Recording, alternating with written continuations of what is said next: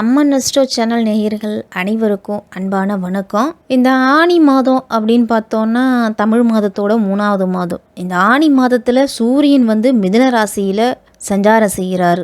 மிதுனம் அப்படிங்கிறது காலபுருஷ தத்துவத்துக்கு 3வது பாதம். அதாவது நம்ம வெற்றி பெறுவது, நினைச்ச காரியங்களை நடத்தி முடிக்கிறது, இளைய சகோதரரை குறிக்கிறது. இது எல்லாமே புதன் வீடா இருக்கக்கூடிய மிதுன ராசி தான். புத்தி கூர்மை, அறிவு, ஆற்றல், சாமர்த்தியமா நடந்துக்கிறது, இப்படி பல விதமான தன்மைகளை உள்ளடக்கியது மிதுனம். இந்த மிதுன ராசியில சூரியன் சஞ்சரிக்கக்கூடியது ஆனி மாதம். இந்த ஆனி மாதத்துல கிரக நிலைகள்லாம் எப்படி இருக்கு அப்படின்னு பார்ப்போம். மிதுன ராசியில ஜூன் 12ஆம் தேதி சுக்கிர பயிற்சியும், ஜூன் 14ஆம் தேதி புதன் பயிற்சியும், ஜூன் 15ஆம் தேதி சூரிய பகவானும் மிதுன ராசிக்கு போறாங்க. அப்ப 3 கிரகங்களோட சேர்க்கை அப்படிங்கிறது இருக்குது. இந்த ஆனி மாதம் அப்படின்னு எடுத்துக்கிட்டோம்னா 1ஆம் தேதி முதல் 32ஆம் தேதி வரைக்கும் இருக்குது. ஜூன் மாதம் 15ஆம் தேதி முதல் ஜூலை மாதம் 17ஆம் தேதி வரைக்கும் இந்த ஆனி மாதம் அப்படிங்கிறது இருக்குது. ஆனி மாதம் மிக அதிக நாட்கள் கொண்டது, அதாவது 32 நாட்கள் இருக்கக்கூடியது ஆனி மாதம். இந்த ஆனி மாதத்தோட கிரக நிலைகள் அப்படின்னு பார்த்தோம்னா குரு ரிஷபத்திலையும், சனி கும்பராசியில் இருக்கிறாரு. மாதத்தின் தொடக்கத்தில் கும்பராசியில் இருக்கிறாரு, அதன் பிறகு வக்கரம் அடைகிறாரு. ராகு மீனத்திலையும், கேது கன்னியிலையும் இருக்கிறாங்க. இப்படிப்பட்ட சூழ்நிலையில் இந்த ஆனி மாதம் தொடங்குது. மேசம் முதல் மீனம் வரை இருக்கக்கூடிய அனைத்து ராசிக்காரர்களுக்கும் இந்த ஆனி மாதம் எப்படிப்பட்ட சிறப்புகளை கொடுக்க போகுது அப்படின்னு விரிவாகவே பார்ப்போம். சந்தர்ப்பங்களை சாதகமாக மாற்றிக்கொள்ளும் விருச்சிக ராசிக்காரர்களே, உங்களுக்கும் விசாகம் 4ஆம் பாதம் முதல் அனுஷம் கேட்டை நட்சத்திரத்தில் பிறந்தவங்களுக்கும் இந்த ஆனி மாதம் எப்படி இருக்கும், என்னென்ன பலன்கள்லாம் கிடைக்கும் அப்படின்னு பார்ப்போம். மாத தொடக்கத்திலேயே விருச்சிக ராசியை குரு பகவான் பார்க்குறாரு. அதனால் உங்கள் ராசிநாதன் செவ்வாய் சொந்த வீட்டில், அதுவும் 6ஆம் இடத்துல செஞ்சிருக்கிறாரு. தொட்ட காரியங்களில் வெற்றி அப்படிங்கிறதே கிடைக்கும். தொழிலில் வளர்ச்சி அப்படிங்கிறது உங்களுக்கு திருப்தி தரும் விதத்திலேயே இருக்கும். உத்தியோகத்தில் உயர்வு, உன்னதமான உத்தியோகத்தில் உயர்வு, தொழிலில் வாய்ப்புகள் இதெல்லாமே உண்டு. இந்த மாதத்தில் திருமணம், காது குத்து, வளைகாப்பு போன்ற சுப நிகழ்ச்சிகள்லாம் நடக்கும். இல்லத்தில் பொது வட்டாரத்தில் உங்களுக்கு புகழ், கௌரவம் இதெல்லாமே உயரப்போகுது. ஆனி மாதம் 5ஆம் தேதியே சனி வக்கரம் அடைகிறாரு கும்பராசியில். அர்த்தாஷ்டம சனி வக்கரம் பெறுவது நல்லது தான். உங்களுடைய ஆரோக்கியம் சீராக இருக்கும். உற்சாகத்தோடு பணிபுரிவீங்க. ஆர்வம் காட்டாத செயல்களில் கூட உங்களுக்கு ஆதாயம் அப்படிங்கிறதே கிடைக்கும். இடம் வாங்குவது, வீடு கட்டுவதில் எல்லாத்துலேயும் நீங்கள் கவனத்தை செலுத்தலாம். இல்லத்தில் உள்ளவர்கள்லாம் உங்களுடைய குணம் அறிஞ்சு நடந்து கொள்ளுவாங்க.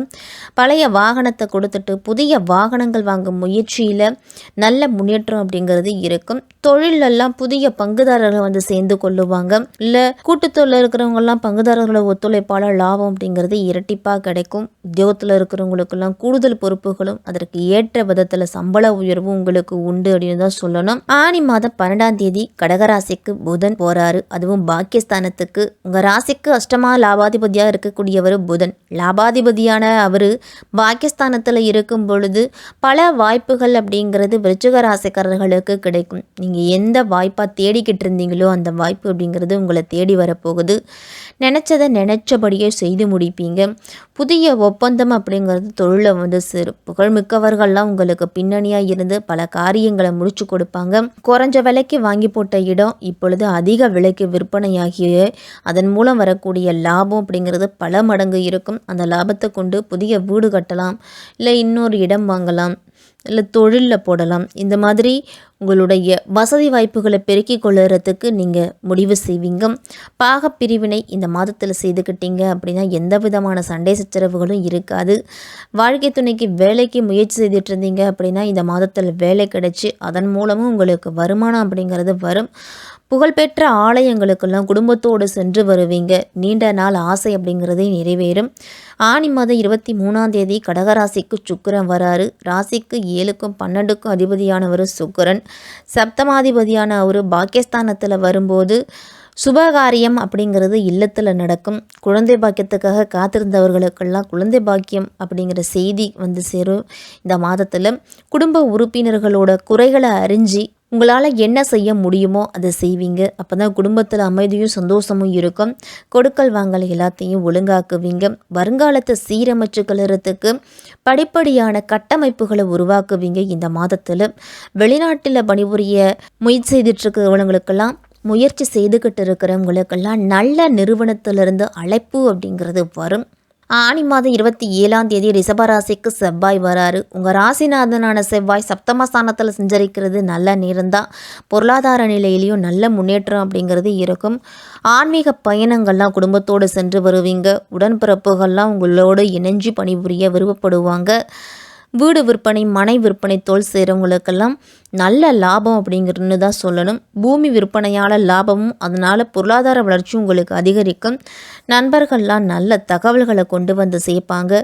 நீண்ட நாட்களாக முடிவடையாத வழக்குகள் நீதிமன்றத்தில் இருந்துச்சு அப்படின்னா அந்த வழக்குகள்லாம் இனிமேல் நல்ல முடிவுக்கு வரும். உங்களுக்கு பொது வாழ்க்கையில் இருக்கிறவங்களுக்கெல்லாம் பொருளாதார நிலை அப்படிங்கிறது திருப்தி தரும். வியாபாரம், தொழில் செய்கிறவங்களுக்கெல்லாம் கணிசமான தொகை அப்படிங்கிறது கைகளில் வந்து சேரும். அந்த தொகையை வச்சுக்கிட்டு பழைய கடன் இருந்துச்சு அப்படின்னா அதை அடைக்கலாம். அடகு வகைத்த நகைகளை மீட்டு வர்றது, வாகனம் வாங்குவது, இல்லை வாகனம் பழுது வச்சுக்கிட்டே இருக்குது அப்படின்னா அந்த வண்டி வாகன செலவு, இந்த மாதிரியான செலவுகள் அப்படிங்கிறது இருக்கும். கலைஞர்களுக்கெல்லாம் புதிய ஒப்பந்தங்கள் வந்து சேரும். மாணவர்கள்லாம் படிப்பில் கூடுதல் கவனத்தை செலுத்தி படிக்க வேண்டிய நேரம். பெண்களுக்கு குடும்ப சுமை அப்படிங்கிறது சற்று கூடுதலாக இருக்கும். பெரியோர்களிடத்தெல்லாம் சற்று விட்டு கொடுத்து போகிறது தான் நல்லது.